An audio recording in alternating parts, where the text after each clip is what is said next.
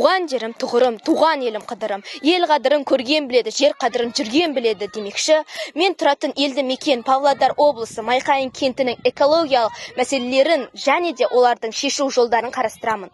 Сіздермен бірге мен жас зерттеуші Тойбазар Інжу. Ал біз бастаймыз. Тұрғандарыңыздай, Павлодар облысында, соның ішінде Майқайың кентінде кен орындарының саны жетерлік.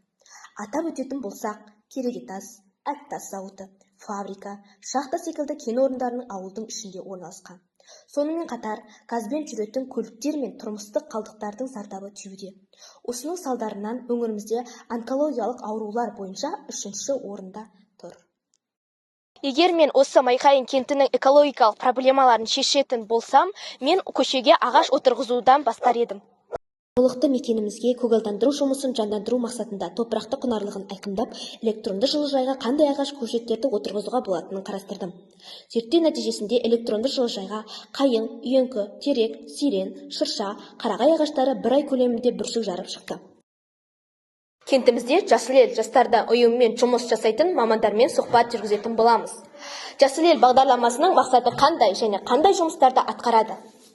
Жасыл ел бағдарламасы келешек ұрпақты отанға, табиғатқа деген патриоттық сезімін ояту және де оларды еңбекке баулу.